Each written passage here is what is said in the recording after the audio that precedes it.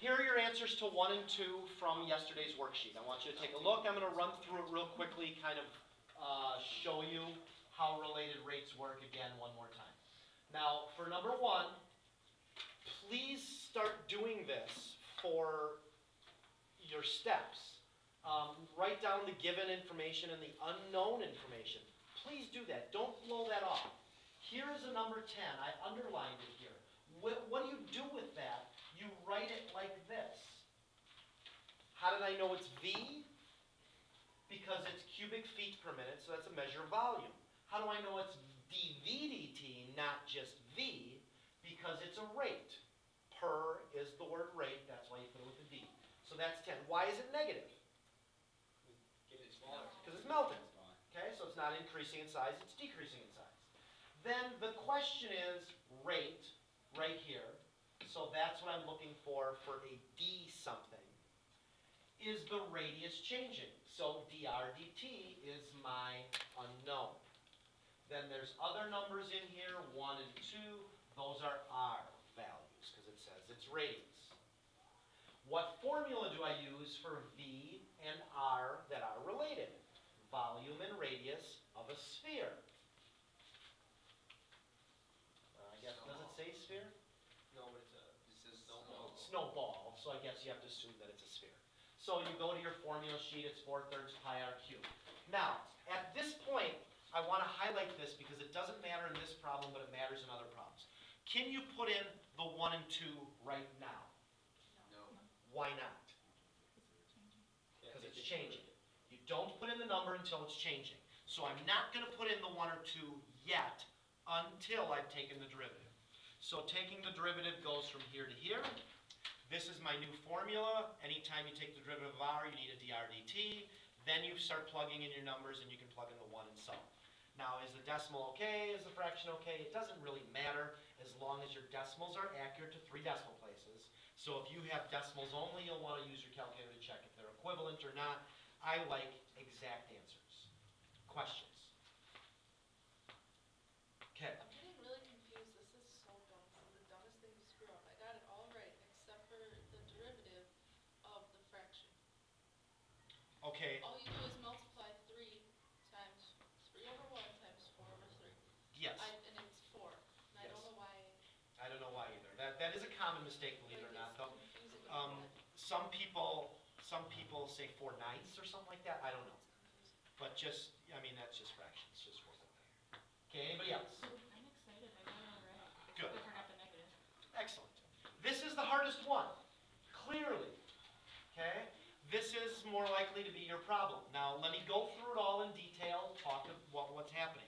Here is my picture of the baseball diamond. When we're doing this, we have a little runner right here, 30 feet from first base, and then he gets a little farther, he's going right there. So you've got these couple triangles happening here. So triangles that are not dependent on an angle are probably Pythagorean theorem. How do you know it's not dependent on an angle? Because nowhere in the problem does it say something about the measure of an angle, the rate of an angle. This is angleless. So it's a right triangle, bless you. Here is my right triangle right there, and if you notice, I redrew it right there. So my decision, first of all, has to be what formula. I go with Pythagorean theorem. Next decision is start reading and start writing what you have. 90 feet squared just tells me that all of these things here are 90, the size of the square. This is 25 feet per second, which means it's a rate. Okay, so I write, please write this. Now, a lot of people don't know what to write, and I'm getting a lot of dV dt because they think it's velocity. Be careful. Is velocity in a right triangle? Not really. You want a geometry formula from that. I can see where that mess up comes from because first derivative of position is velocity. However, when you do related rates, you need a geometry formula, which would be Pythagorean theorem or trigonometry or sphere, volume, or whatever. So now, that's the 25 feet. Why did I call it A? I don't know, because Pythagorean theorem has A squared, B squared, and C squared. So I chose it to be A, and A is a leg, so here's my redrawing of that leg. Now, what's B? B is 90. Does B ever change? No, it doesn't change. It stays as 90. What other stuff do I have?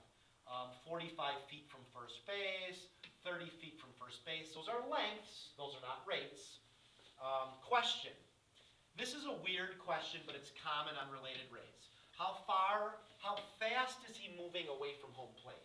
If you look at this one triangle I drew right here, and I'm going to re-highlight it in red. This triangle right here changes when he gets over here to this triangle. Okay, so there's two little triangles there. They're both right triangles. This side length right here, that side and this side right there, kind of drawing on here, those are changing. That's the speed at which he's moving away from home plate, because you connect him to home plate. So what do I do then? That's your dc dt. How do I know that's c? Because this right here is the hypotenuse of my right triangle. Here's my formula, a squared plus b squared equals c squared. Take the derivative. I get a lot of people taking the derivative and getting 2a, 2b, 2c dc dt. They remember that you need a dc dt, but then they forget dA dt's and dB dt's. You need those. Boston. For B, could you just plug in the 90 because it's not. Because it doesn't change? Absolutely, you could plug that in before you begin. However, you need a dB dt, don't forget that. What is the rate that this side is changing? It's not changing. It's not changing, so what is it? 0. So it's 0. That wipes out this entire term. So even if you put 90 in there, it's irrelevant. If he's running a 90-foot base or if he's running a 100-foot base, it doesn't matter. So that changes to 0, and then that wipes out this whole thing. So really, it's only dependent on his fastness. He's moving from first to second. And then how did I get that square root of 9,000? You don't know that. You have to use Pythagorean theorem to figure that out. 30 squared plus 90 squared equals c squared. I use square root of 9,000. If you do that and you get a decimal, is that a decimal? Yeah. I think, okay. If you do that and get a decimal, don't cut off to 3 decimal places. Because if you cut off 3 decimal places in the middle of a problem, then when you divide, you're dividing by a rounded figure, which might make your answer off.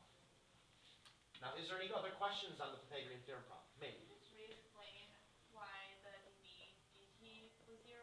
Sure. If I redraw this on the whiteboard here, you've got this triangle, and then it changes to this triangle. Now, if you notice this side, it's changing, so that is a different rate, because his distance is getting farther away. When you notice this side, it's changing from small to big. That's changing, so it's got a changing rate. This side of the triangle, whether it's the little one or the big one, doesn't change ever. So it has a rate of change of 0. So you would use the 25 with the a then? Yes, if you define this length to be. That's where I got it. Yeah, that's common. It's a tricky one until you see it done again and again. Any questions? And then, is that both answers on the same page? I don't think so. Here's the other one with just, now you have to use 45. And I fell into a trap of thinking that the leg was the same thing. Notice how I started by doing 90,000 or whatever that was, 9,000. And then I said, oh yeah, but if you change this to 45, you actually have a different C here, so it's 10,125.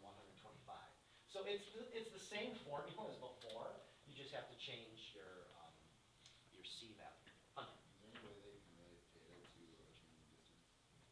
Yeah, Because that's the main series I'm trying to do, which I know they've been. you can, but it's harder. That's why we got like d times k over dt. And we Yeah. do that, but then I was just like, You could get the right answer. I feel like that'd be like way. It's way harder than what you need to do. Okay. Yeah, way harder. That's what we started doing. And here's the general rule of thumb. Pythagorean theorem is used in probably 30 to 40% of these. Try to use Pythagorean theorem more than trig. Unless you have to have an angle and you're only given one side. If you're given 2 sides, go right to Pythagorean theorem. Okay? The last one is a little easier than this one. Here's the last one. Water flows at 8 cubic feet per minute. Look at your paper. Did you write 8 equals something? That's a rate. Here I go. Why did I use V? Because cubic feet is a volume measure. into a cylinder. Cylinder, ding, volume, surface area, cylinder, I don't know, let's keep reading. With a radius of 4, r equals 4, ding. How fast is the water level rising? Something equals question mark. That's a fastness, it's a rate, so therefore it's dH dt yh, because that's the height of a cylinder. The water is rising at that height. And then 2 feet is going to be your height. Okay? Height is changing, r is not changing. Be careful on this one. Since r is not changing, plug it in right away. So here's my formula. Don't leave this as r, because then you have to mess with product rule. So leave this as 4 squared, which is 16. And why is that? Because the radius is the same all the way up the cylinder. Okay? Changes with cones, and those problems become harder. Then, as soon as you rewrite your volume formula here, now your derivative is much easier. The coefficient in front of h is 16 pi, so you just tack a dH dt on there. You plug in your 8 here. Why isn't that 8 negative? Because the water level's rising, you're getting more volume. And then you just divide and you're done. It's a very simple problem.